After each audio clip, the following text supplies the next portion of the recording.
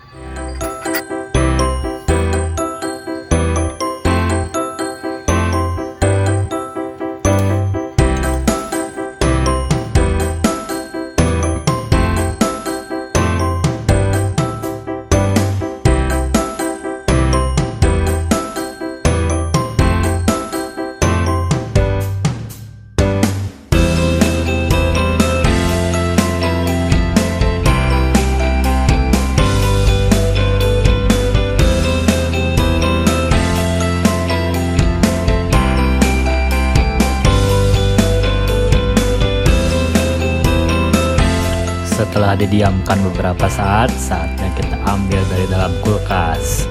Dan peach gum ini enak disantap dalam keadaan dingin. Manisnya pas, mantap.